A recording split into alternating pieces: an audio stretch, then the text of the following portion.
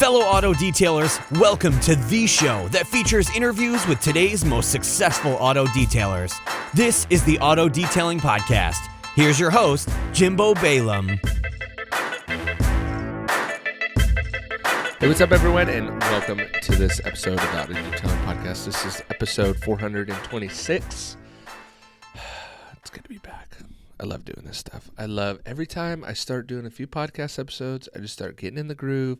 All these ideas start flowing right before I walk in, and I'm like, I don't know what I'm going to record. Anyway, today I want to talk about the biggest advantage detailers have with operating a detailing business. Now, this is true for mobile detailing businesses. This is true for fixed location businesses. It's true for any detailer that is detailing for money and has clientele. And it's something that I realized not necessarily early on in my detailing business. It was kind of something that I reflected on later, and it really helped me to stay motivated detailing. And that is that you get to interact with people from so many different walks of life. So everything from heart surgeons to lawyers to internet people to soccer moms, stay-at-home dads, any dentist, all walks of life. And all of these people present different opportunities or potential opportunities, depending upon how you handle yourself, outside of detailing. So what do I mean by that? Well, I feel like detailers have a really unique opportunity because we kind of get to connect with our clients over this really non-threatening way. We're talking about cars. We're talking about car care. They're kind of vulnerable depending upon how dirty or clean their car is. Sometimes you're at their house or their business, or they're bringing it to you, so they're at your business or house.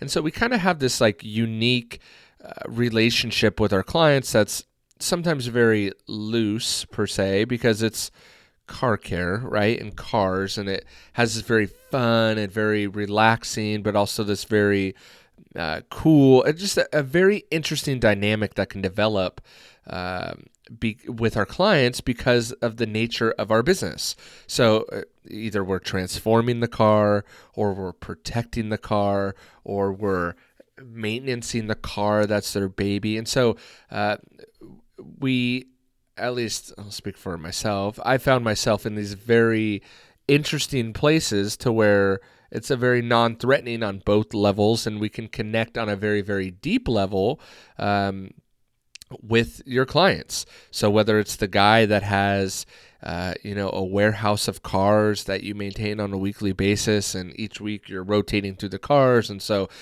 you're talking about all these different cars and the story behind the car and the history behind the car, and you're connecting over that, and maybe you had a car like that, or maybe not if you're in my shoes. And so you're connecting over that, and then you find out he's a heart surgeon, and so you start talking about that, and blah, blah, and then the guy that he splits the warehouse with does something else, and just all these different type of interactions happen, especially if you start having clients over multiple years, right? So you've known them for 10 years, and when you first started doing their cars, they were a dentist who had just bought a practice or was trying to sell his practice, and then it fell through, and you saw it all the way through into his retirement, and now he's retired and traveling, and you got married and had kids during that time. And so there's very kind of, I don't know if this is the right word, but intimate things that happen. Well, that could be taken really bad. Hopefully not in a bad way, but, very unique situations that happen over the course of years. And I guess you could just sum it down to, this is what they call relationships normally. So these relationships can develop, but what I've noticed that happens, and I've seen happen out of these relationships is not relationships. Relationships is that opportunities come from this, and opportunities either come from your clients, or opportunities are sparked in your head, or ideas are sparked in your head rather, especially if you're doing stuff like you're listening to audiobooks, you're listening to podcasts while you detail. And so maybe your frame of mind is a little bit different. Your focus is a little bit different. And so when you're interacting with your client, that focus is a little bit different with them. And so you may kind of drive the conversation that you have with them in a different way, and all that. So, a lot of opportunities have come to me, whether it's just it could be as simple of an opportunity as taking a boating trip with a client on their private boat, right? Or getting a tour of their private yacht, which is cool, or entering into a business agreement with a client, which can be interesting. And I've had guys on this podcast who found their investor from detailing their car, or an investor found them because the detailer was detailing their car and they wanted to do a project in the detailing space but didn't have any expertise in that, and so they needed a detailer, and then the detailer was dragged into that. So many opportunities come, and I just feel like because of the nature of our industry and the nature of detailing in general, that we have this really unique opportunity. I'm not sure that when you go to the dentist, that conversation turns into how can you guys become business partners? Potentially. I guess I'm not a dentist and I have never done that with my dentist. Usually it's like, crap, how many cavities do I have? What do I need to get done now? Can we work on that price a bit? Every time I go to the vet, it's not really like, all right, cool, man. Anyway, so you want to go in business together? Like, tell me about where you went to school. It's, the relationship doesn't ever seem that way, at least for me. No, on the flip side with detailing, I've gotten, insight behind the scenes on restaurant businesses and doctors' businesses and professional services, internet people, kind of runs the gamut.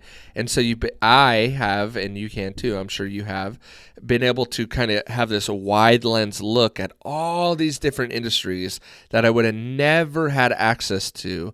And that sometimes access transcends money. And so also when you're looking at potential clients, you have to look at not only what does it pay, but what are the opportunities around that, right? So, I just feel like detailers have this super, super, super unique opportunity to kind of have this wide lens angle across multiple industries, and that we could kind of cherry pick of things that either work for people. Shoot, I knew a guy who did barbecue grills, and I was doing his car and developed a relationship with him and whatever. And over the years of interacting with him, learned his business model. And I won't go into it here, but I definitely cherry pick some of the things that I picked up over the years and implement that same strategy within my business, because it kind of, he had like the whole market cornered.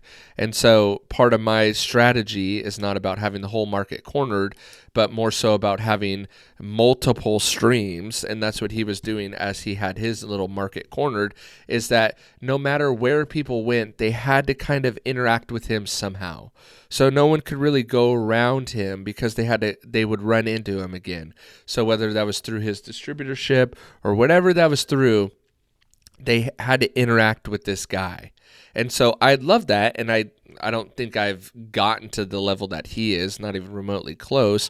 But that is one example of how I cherry picked from him and kind of put my own spin on it and then implemented it in my business. And I can't really think of other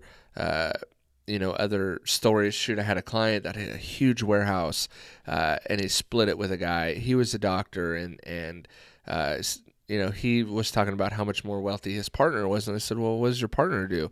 And he did something like, day traded coins or something, very, very random. And it kind of, not that I'm going to day trade coins, but it gave me the perspective of like, whoa, you really can do anything and either make great money or have a great lifestyle around that or whatever. It's kind of eye-opening. What'd you say? So anyway, I think us as detailers have this really unique opportunity, and I really think it's the biggest advantage that we detailers have. The biggest advantage is that we get to kind of have a sneak peek into all these different people's lives and these different opportunities. And so I would encourage you to start focusing on that and kind of take advantage of that opportunity, not take advantage of people, of course, but take advantage of opportunities and kind of probe a little bit. Hey, how did you get here? How did your business grow to this? This is a huge building. What do you do for work? What do you do for a living? How did you get this house? How did you get this car? Is this your first car like this? And just start asking those questions so you can get answers, and then you can apply them to your life, and maybe it'll help you grow and expand and become more successful yourself. So, of course, this episode is brought to you by House Call Pro. One way that you can get more successful is that you could have a platform, interact with other professionals, see what other professionals are doing, and that's what House Call Pro allows you to do. You can interact with other pros who use House Call Pro. They have webinars every week, a ton of cool stuff, and it'll really help your business grow as well. So you can check it out, housecallpro.com/ADP. If you go through that link, it's going to tell them that you came through me, and you're also going to get a free demo, so you don't have to commit to anything. This isn't, you got to commit to see behind the veil. This is just, you get a free demo and see if it's the right fit for you. So you can check out more, housecallpro.com. Hope you guys enjoyed that episode, and I will catch you on the next one. See ya.